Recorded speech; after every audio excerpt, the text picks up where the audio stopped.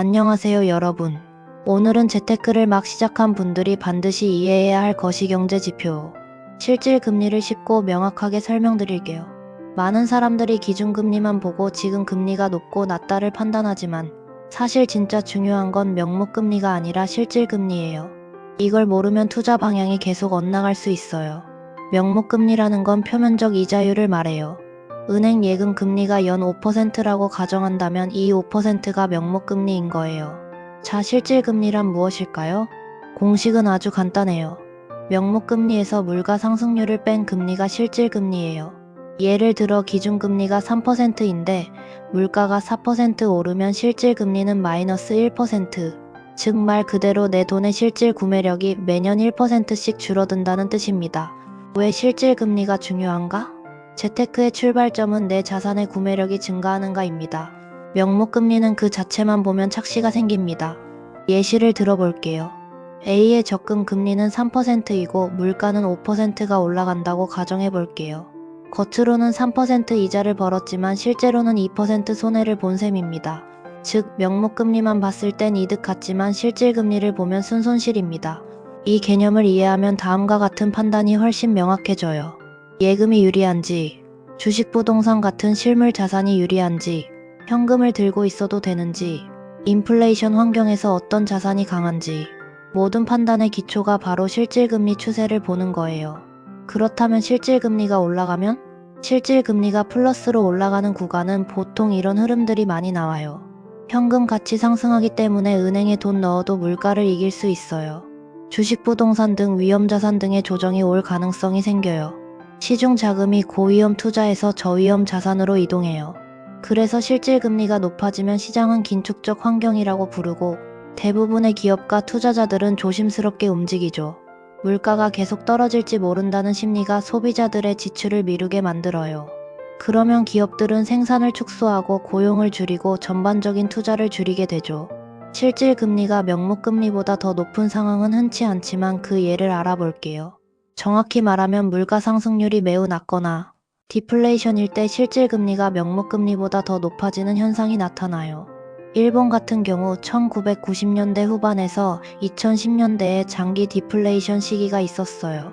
버블 붕괴 이후 20년 넘게 만성적 저물가 디플레이션을 겪었어요.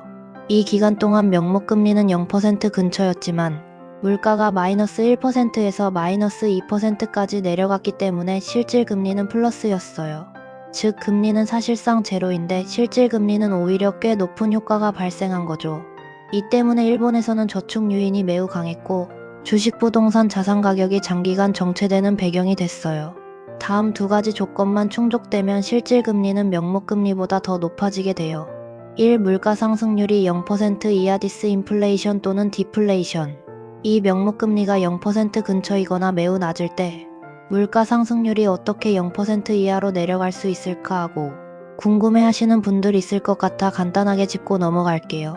가장 큰 원인은 소비 투자 수출이 줄어들면서 기업들이 가격을 올릴 힘이 사라지게 되는 현상 즉 경기 침체, 수요 붕괴 시기가 오면 물가 상승률이 0%에서 마이너스가 될 수 있어요.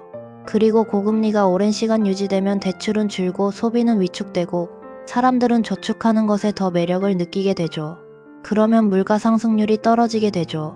일본이나 우리나라가 처한 상황인데 인구 감소, 즉 고령화는 심해지고 출산율이 떨어지면 소비 자체가 줄고 소비 성향도 낮아지게 돼요. 그러면 만성적인 저물가 또는 디플레이션이 되는 거죠. 그럼 다음 단계로 넘어가 볼게요. 실질금리가 내려가면? 반대로 실질금리가 마이너스로 내려가면 어떻게 될까요? 현금을 보유하고 있는 건 손해인 게 되죠. 그래서 주식 부동산 원자재 같은 실물 자산 선호하게 돼요. 시중의 자금들이 투자적 자산으로 이동해서 유동성이 증가하게 됩니다. 코로나 이후 2020년에서 2021년처럼 실질금리가 크게 마이너스였던 시기에는 주식, 코인, 부동산 등 거의 모든 자산이 빠르게 상승했어요. 이유는 한 가지, 현금 가지고 있으면 손해니까.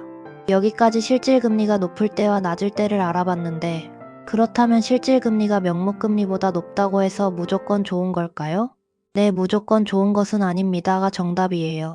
실질금리가 높아지는 상황은 물가가 낮거나 금리가 높거나 둘 중 하나예요. 똑같이 실질금리가 2%인 상황을 비교해 볼게요. 물가 상승률 2%, 기준금리는 4%라고 가정해 볼게요. 그럼 실질금리는 2%가 되겠죠? 이 경우는 건강한 경제 환경일 수 있어요. 물가가 안정적이고 금리는 시장의 성장률 리스크에 맞춰 적절하고 저축의 실제 수익이 보장되기 때문이에요. 다음 경우는 물가 상승률 마이너스 1%이고 기준금리는 1%라고 가정하겠어요. 이번에도 실질금리는 2%네요. 하지만 이번 신호는 경제의 위험 신호일 수 있어요. 사람들의 소비가 멈추거나 줄어들고 있고 기업은 매출이 감소하고 고용을 줄이고 이 상황이 지속되면 소비, 투자 모두 줄어들게 되겠죠? 감이 오시나요? 자, 그러면 실질금리 확인은 어떻게 하면 될까요? 위에서 간단하게 설명했지만 다시 한번 설명해 볼게요. 기준금리에서 소비자 물가 상승률 CPI를 빼면 실질금리가 나와요. 기준금리는 한국은행 경제통계 시스템 ECOS에서 확인하면 되고 통계청에서 전년 대비 물가 상승률 확인해서 계산하면 돼요. 한국은행에서 발표하는 기대 인플레이션율, 국채 실질금리에 가까운 물가 연동 국채 금리 BEI 같은 지표도 함께 보면 훨씬 정확해요.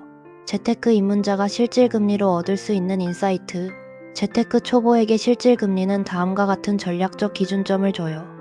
지금 시장 환경이 현금을 보유하는 게 유리한 시기인지, 아니면 위험자산을 담아야 하는 시기인지, 금리가 오르고 있어도 실질금리는 오히려 낮아질 수 있다는 점, 예금 금리 4%도 물가가 5%면 사실상 손해라는 점, 초보자들이 흔히 하는 실수는 금리가 높으니까 예금이 정답이다 라고 생각하는 기계적 판단입니다. 하지만 실질금리를 보면 전혀 다른 결론이 나올 수 있습니다. 결론은 명확합니다. 재테크의 출발점은 단 하나의 지표, 실질금리를 이해하는 것입니다. 앞으로 금리 뉴스가 나올 때 단순히 숫자만 보지 말고 물가까지 고려했을 때 내 돈의 실제 가치는 어떻게 변하는가? 이 질문을 먼저 던져보시기 바랍니다. 지금까지 내용이 유익했다면 좋아요, 구독, 감사합니다.